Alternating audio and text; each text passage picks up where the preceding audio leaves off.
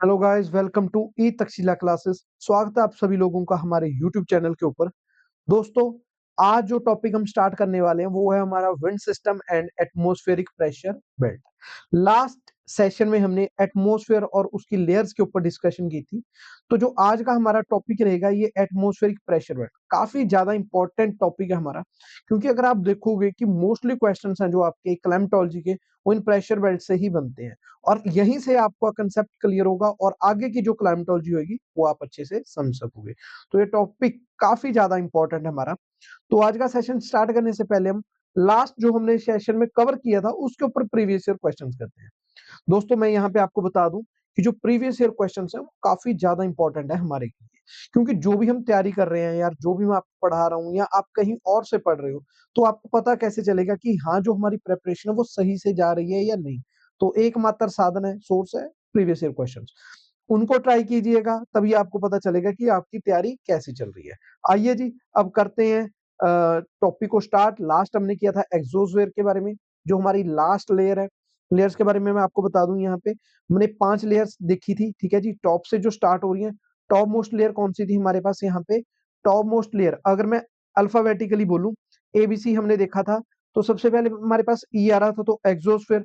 फिर आ रहा था हमारे पास आई, आइनोस्फीयर। फिर आ रहा था एम, मीजोस्फीयर। फिर एस और फिर टी, ट्रोपोस्फीयर। अर्थ के सबसे पास हमें कौन सी लेयर मिलती है? वो है हमारी ट्रोपोस्फीयर। ठीक है जी, एक सेकंड रुकिएगा।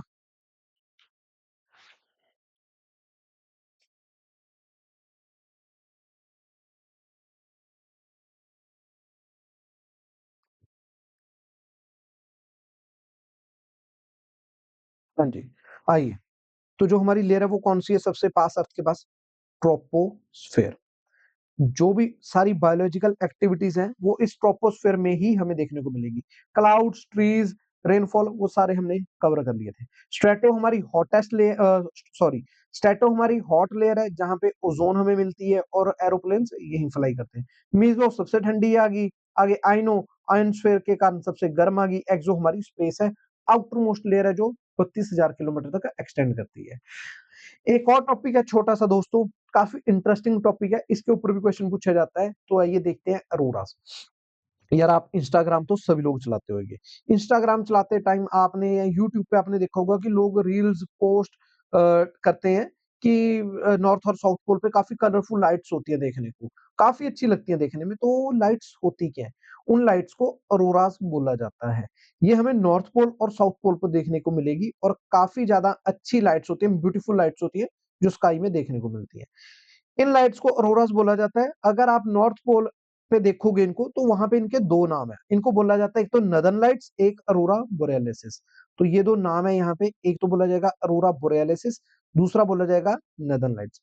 अगर साउथ पोल के पास हो तो वहां पे बोला जाएगा अरोरा ऑस्ट्रेलिसिस और दी सदर्न लाइट्स। और रीजन क्या है इन लाइट्स का पीछे? ये रात को बहुत अच्छी दिखती है और ये सूरज के द्वारा की जाती हैं। They are actually caused by the sun. तो आइए देखते हैं। अब आप खुद सोचो, सूरज है जो हमें हीट और लाइट तो भेजता ही भेजता है, बट साथ में काफी ज्यादा एनर्जी है जो सूरज से हमारे पास आ रही है, जो हम रिसीव करते हैं।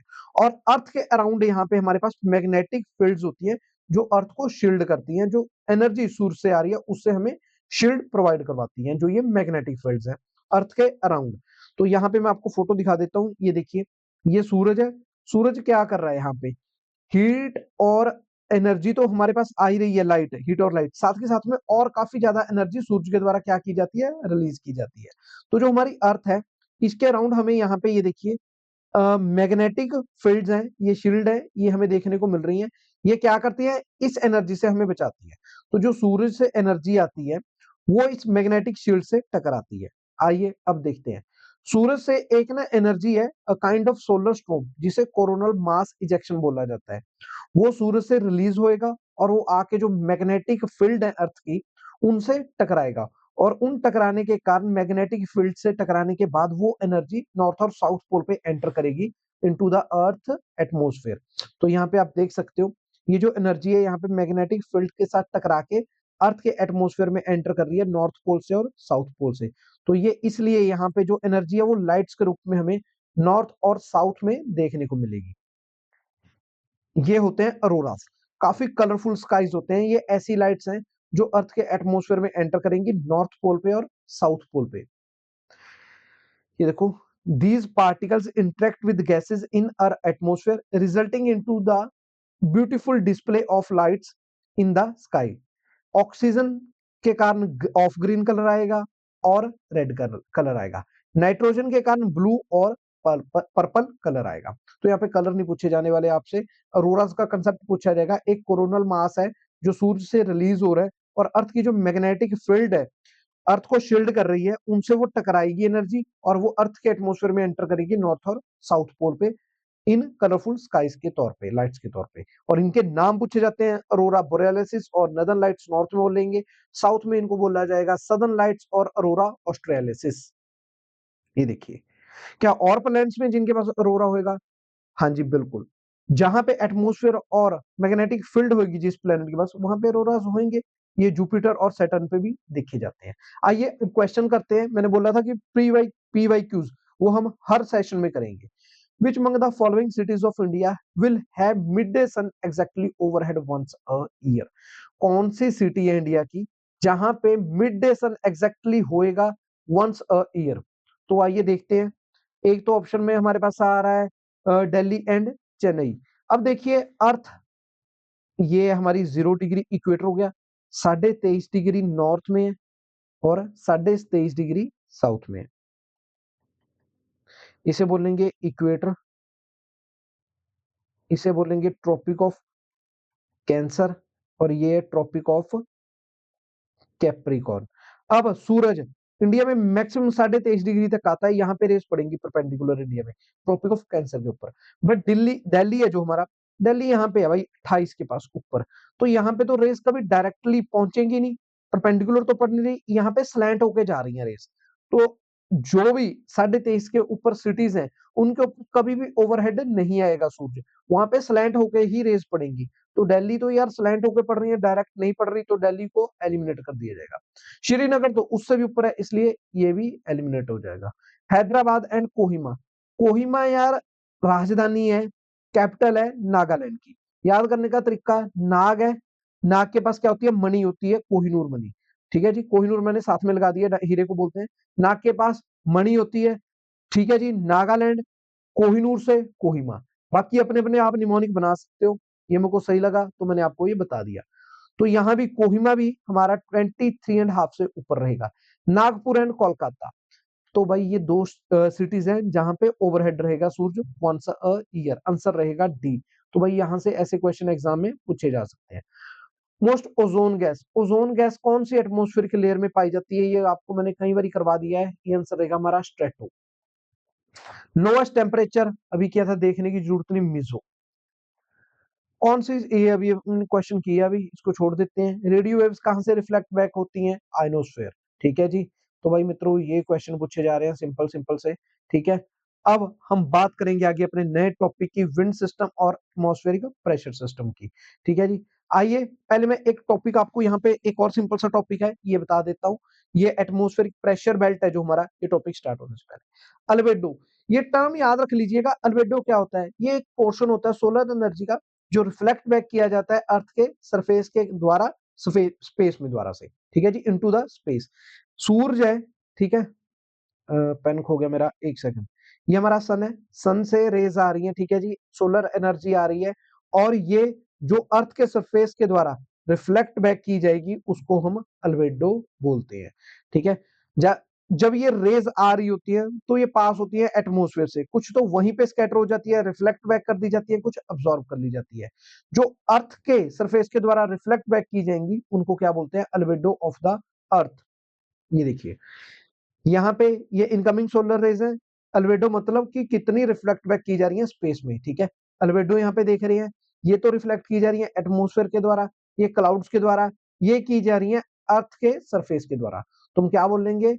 Albedo of earth. ठीक है जी, जो अर्थ के सरफेस के द्वारा रिफ्लेक्ट बैक की जाएंगी रेज उसको बोलेंगे अल्बेडो फ्रॉम अर्थ सरफेस। ठीक है, अल्बेडो का मतलब कितने परसेंट रेस दोबारा से वापस की जा रही है और कितनी अब्सॉर्ब हो रही है, वो सारा यहाँ पे आपको बताया हुआ है। एटमोस्फेयर के द्वारा अब्सॉर्ब कर ली जाती है, क्लाउड्स के द्वारा अब्सॉर्ब कर ली जाती है। तो यहाँ पे अल्बेडो क्वेश्चन ये भी पूछा जा सकता है कि हायर अल्बेडो कहां पे होएगा अर्थ पे।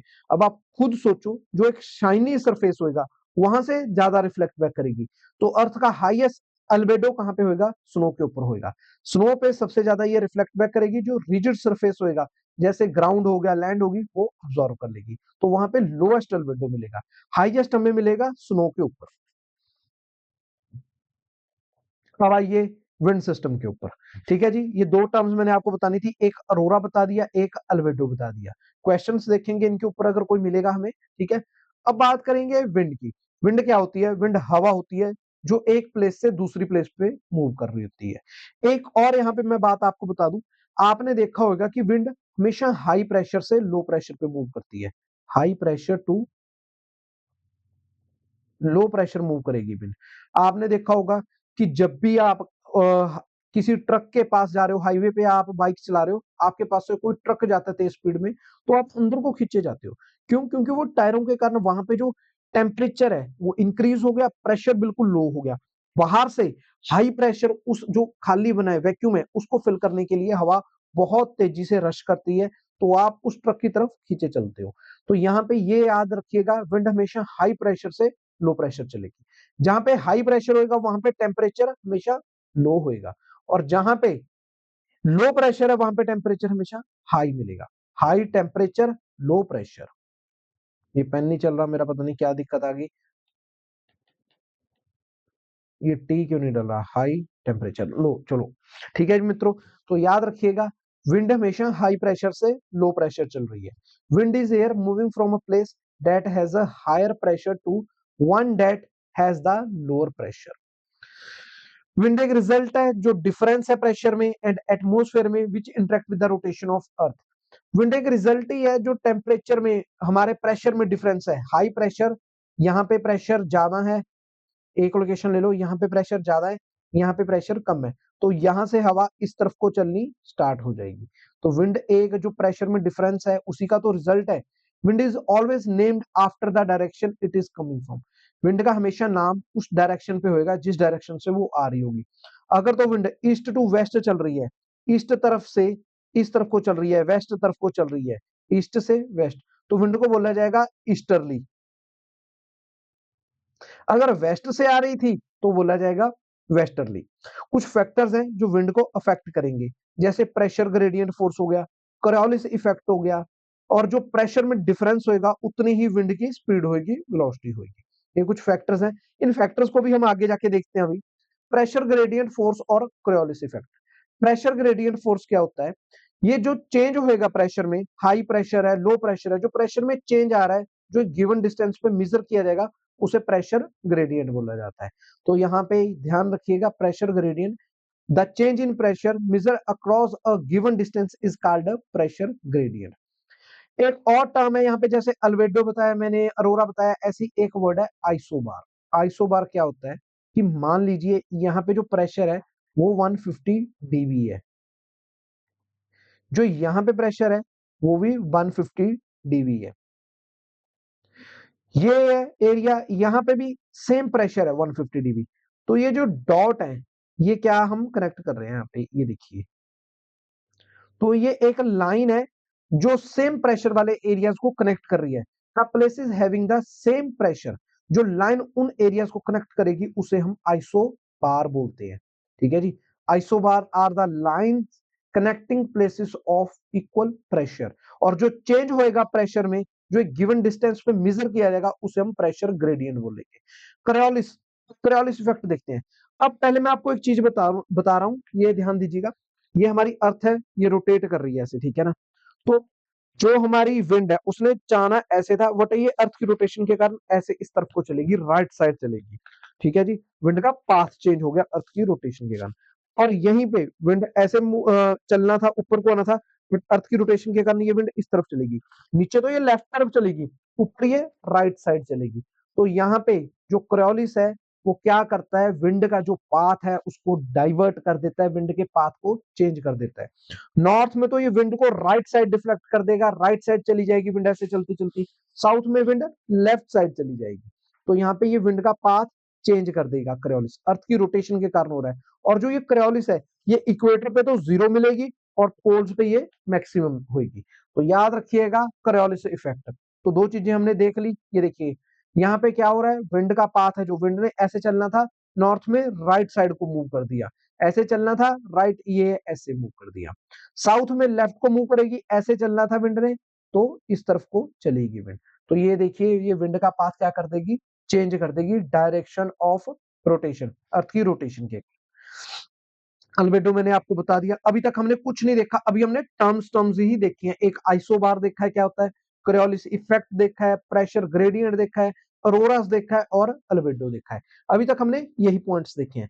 अगर भाई ये सारी चीजें क्लियर है तो ठीक है, वरना मेरे को कमेंट सेक्शन में बता दीजिएगा कि सर यहाँ पे हमें ये पॉइंट समझ नहीं आया। बात करेंगे हम एटमॉस्फेरिक प्रेशर की। जो हवा यार हमारे आसपास चल रही होती है, उस हवा में वेट ना कुछ तो वेट होता ही होता है। और जो भी हवा है, हवा क्या करेगी, नीचे को प्रेस करेगी, अगेंस्ट करेगी, क्योंकि वेट है किसी की चीज में, तो जब वो प्रेस करेगी तो वेट तो होएगा ही होएगा। और जो प्रेशर लगेगा उसको हम क्या बोलते हैं, एटमॉस्फेरिक प्रेशर बोलते हैं, एयर प्रेशर बोलेंगे। अब कोई भी एक सरफेस एरिया है, जो हवा ऊपर होगी वो उसके ऊपर फोर्स लगाएगी, ठीक है जी, उसको क्या बोलेंगे हम, एटमॉस्फेरिक प्रेशर। ये देखिए यहाँ पे टॉप ऑफ द एटमोस्फेयर है, ये एयर है, यूनिट एरिया है, यहाँ पे जो एयर का प्रेशर लगेगा तो हम उसको क्या बोलेंगे, एटमोस्फेरिक प्रेशर। हवा जो होगी उसका कुछ ना कुछ तो वेट होएगा, और वो नीचे की तरफ क्या लगा रही है, फोर्स लगा रही है, तो यहाँ पे उसे एयर प्रेशर बोला जाएगा। एटमोस्फेरिक प्रेशर कॉमनली मेजर किया जाता है बैरोमीटर के साथ, तो ये जरूर याद रखिएगा। अगर एयर प्रेशर हमने मेजर करना है तो कौन सा हमें यूज करना पड़ेगा, टूल बैरोमीटर। बैरोमीटर के साथ हम एयर का प्रेशर क्या कर सकते हैं, मेजर कर सकते हैं।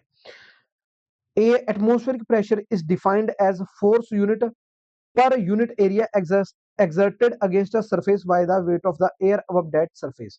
तो यहाँ पे आपको इस डायग्राम में दिखाया हुआ है, ये एक्स है, ऊपर से हवा का जो वेट है वो लग रहा है, नीचे को फोर्स लगा रहा है। Air pressure is defined as the force per unit area. ये डायग्राम आपको मैंने दिखा दिया है, आगे जब हम थ्योरी करेंगे ना तब मित्रों समझ आ जाएगा, जब प्रैक्टिकल उसमें देखेंगे। अभी बस आपने याद रखना है कि जो हवा ऊपर होती है उसका कुछ ना कुछ वेट होता है, और वो जो नीचे प्रेशर लगेगा उसको क्या बोलते हैं, एयर प्रेशर बोलते हैं। और एयर प्रेशर को मेजर किया जाता है बैरोमीटर के साथ। अब विंड्स की बात करेंगे। जो विंड्स है हवा, उसको हमने तीन कैटेगरीज में डिवाइड किया हुआ है, प्राइमरी विंड, सेकेंडरी विंड और टर्शरी विंड। प्राइमरी विंड जो प्लेनेट के अक्रॉस चल रही होती है, प्राइमरी विंड को ना प्लेनेटरी विंड भी बोल दिया जाता है, प्लेनेटरी विंड। ये अक्रॉस द प्लेनेट चल रही होती है, सारा साल चलती रहती है। और जो सेकेंडरी विंड है, ये लोकल विंड्स होती है, जो अलग अलग देशों में अलग अलग नाम से चल रही होती है। जैसे इंडिया में गर्मियों में गर्म हवा चलती है जिसे हम लू बोलते हैं, तो ये आ गई हमारी सेकेंडरी विंड्स। जैसे फ्रांस में मिस्ट्रल चल रही है, ठंडी हवा है, तो ये सारी सेकेंडरी विंड्स आ जाएंगी। टर्शरी विंड हम साइक्लोन्स की बात करेंगे, ठीक है, साइक्लोन्स जो होंगे वो टर्शरी विंड में आ जाते हैं। प्राइमरी विंड जो सारा साल चलती है across the planet. Primary wind constantly blow through out the year in a particular direction, एक पर्टिकुलर डायरेक्शन में वो चलती रहेंगी, जिन्हें प्रिवेलिंग विंड्स और प्लेनेटरी विंड्स बोला जाता है। Trade wind, westerly, polar easterly, ये सारी डिफरेंट टाइप्स हैं, इनको भी आगे जाके हम देखेंगे। Different type of wind, trade wind. अब आइए, अब हम देखते हैं, ठीक है जी। पहले सबसे पहले हमें इस पैटर्न को समझना पड़ेगा। यही हमारा सबसे इंपॉर्टेंट टॉपिक है, प्रेशर बेल्ट, ठीक है जी, 7 प्रेशर बेल्ट। अगर मैं बात करूं, अर्थ है हमारी, अर्थ के यहाँ पे सेंटर में डिवाइड किया हुआ है जहां पे हमने, तो वो कौन सा प्रोपोर्शन आ जाएगा, वो आ जाएगा हमारा इक्वेटर वाला।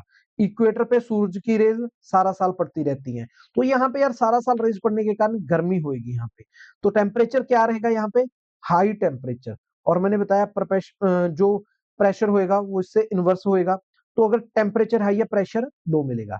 हाई टेम्परेचर है, लो प्रेशर है, हवा गर्म होकर क्या करेगी, ऊपर उठती है। जब भी आप देखोगे, आप गैस के ऊपर कोई बर्तन रखते हो, वहां पे पानी रख दिया, उसमें पानी उबल रहा है, पानी उबल के क्या होगा, जो भाप होगी ना वो ऊपर को उठती है।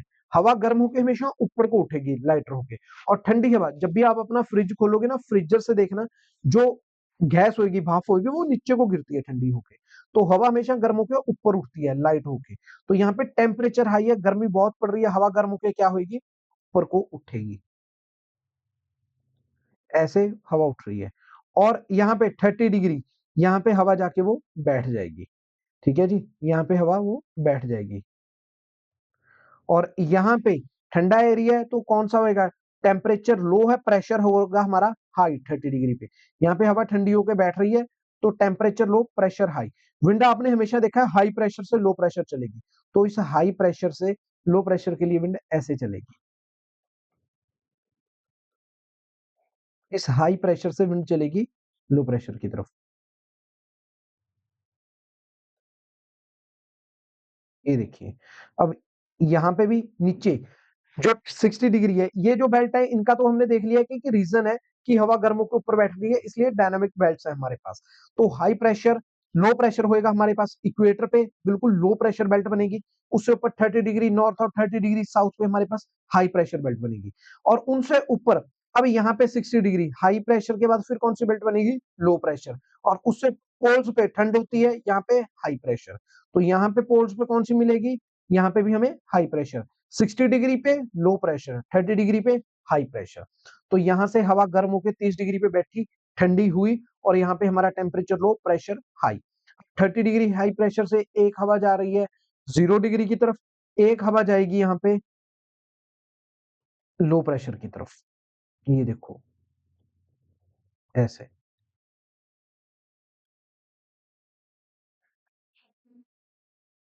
और हवा, मैंने आपको क्या बताया था, नॉर्थ में करियोलिस जो जो करियोलिस फोर्स लगेगी तो हवा का पाथ चेंज कर देगी, विंड का पाथ चेंज कर देगी। नॉर्थ में तो ये राइट साइड डेविएट कर देगी, साउथ में लेफ्ट। अब यहाँ पे देखिए, जो ये हाई प्रेशर से लो प्रेशर इक्वेटर की तरफ जा रही है, तो इसका राइट अब ये रहेगा। विंड ने चलना ऐसे था बट जाएगी इस डायरेक्शन में, चलना ऐसे था जाएगी इस डायरेक्शन में, चलना ऐसे था तो विंड जाएगी इस डायरेक्शन में। ठीक है, अब ऊपर यहाँ पे राइट इस तरफ हो गया, अब राइट इस तरफ हो गया, यहाँ पे राइट इस तरफ हो गया। साउथ में लेफ्ट की तरफ, अब लेफ्ट ये रहा, इसका लेफ्ट ये रहा। देखिए दिख रहा है भाई, समझ आ रहा है, लेफ्ट ये रहा। यहाँ पे इसका लेफ्ट इस तरफ हो गया।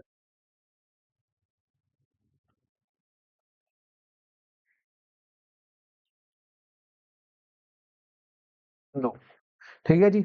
अब नीचे भी है, यहाँ पे भी हाई प्रेशर से इस तरफ को चलेगी, तो लेफ्ट साइड ये रहेगी, ऊपर चलेगी। अब इसकी लेफ्ट कौन सी होगी, राइट, सॉरी, राइट में डेविएट हो जाती है ना, यहाँ पे विंड ये रहेगी, चलना ऐसे था जाएगी ऐसे। अब आप खुद सोचो, जो ये इक्वेटर वाला एरिया है 30 डिग्री नॉर्थ से 30 डिग्री साउथ, कहाँ गया मेरा पेन, ये रहा। एक तो यार यहाँ पे पेन नहीं चल रहा मेरा, आलो वो चल पिया। अब देखो 30 डिग्री से 30 डिग्री साउथ, यहाँ पे विंड की अगर डायरेक्शन देखो आप, ईस्ट साइड से ना विंड, ईस्ट साइड से चल पड़ भाई। ये लो मैंने ऐसे बना दिया है, जो हमारी ईस्ट साइड है ये, इससे विंड किस तरफ जा रही है, वेस्ट तरफ विंड हमारी जा रही है। ठीक है जी, ये रहा पेन, मिल गया मिल गया। अब ईस्ट से वेस्ट तरफ जा रही है, तो इस विंड का नाम इसकी डायरेक्शन के ऊपर होगा, ईस्ट से जा रही है तो ईस्टर्ली। अब आप ऊपर देखोगे 30 डिग्री टू 60, अब वेस्ट तरफ से किस तरफ जा रही है विंड, वेस्ट की तरफ से ईस्ट तरफ जा रही है, तो विंड का यहाँ पे नाम होगा वेस्टर्ली। तो ऊपर ये विंड फिर इस तरफ जा रही है तो फिर ईस्टर्ली। तो ये रहे बंधु लोगों विंड के नेम, ईस्ट से जा रही है तो ईस्टर्ली, वेस्ट से जा रही है तो वेस्टर्ली। और जो ये हमारा 30 डिग्री तक एरिया है, इसको हम ट्रॉपिकल एरिया बोलते हैं, क्योंकि यहाँ पे हीट पड़ती है अच्छी खासी। तो ये टॉरिड और ट्रॉपिकल रीजन आ गया हमारा। 30 डिग्री के ऊपर हमारे पास ठंड आ जाती है, तो वो आ जाएगा हमारा 30 डिग्री से ऊपर टेम्परेट एरिया। नीचे भी 30 टू 60 के बीच में आ जाएगा हमारा टेम्परेट एरिया। और 60 टू 90 उसके बाद हमारा आ जाता है पोलर एरिया, फ्रीज्ड जोन। तो यहाँ पे जो ट्रॉपिकल एरिया में जो विंड चल रही है ईस्टर्ली, उसको हम ट्रेड विंड्स भी बोल देते हैं, क्योंकि दो जगह ईस्टर्ली होगी ना, एक तो हमारे पास होगी ये 30 डिग्री वाले में, एक होगी ऊपर 60 वाले में। तो जो 30 डिग्री तक चल रही है उसको हम ट्रेड विंड्स भी बोल दे देते हैं, और जो ऊपर है ऊपर वाले को हम पोलर ईस्टर्ली भी बोल दे देते हैं।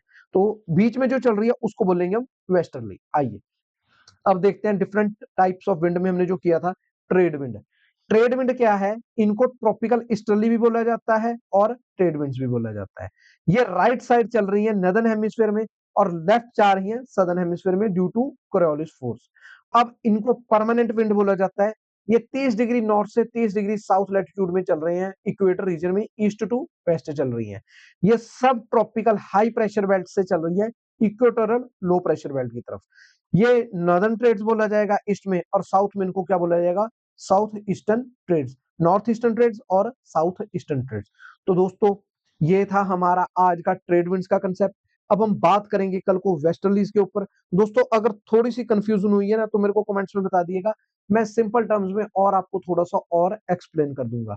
भाई पजल नहीं होना, धीरे से देखिएगा, बहुत सिंपल टॉपिक है। जो पहले मैंने थ्योरी ऑफ पार्ट आपको बताया है, ठीक है जी, अरोराज और उसके बाद एल्वेडो बता दिया, और ये विंड का प्रेशर बता दिया, एटमॉस्फेरिक प्रेशर बता दिया, आइसोबार्स बता दिया, क्रियोलिस बताया आपको, और वहीं पे प्रेशर ग्रेडियंट बताया।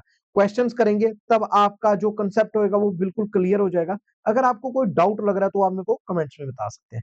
मिलते हैं जल्दी नेक्स्ट वीडियो के साथ जहां पे हम क्वेस्टलिस को डिस्कस करेंगे। थैंक यू एंड जय हिंद।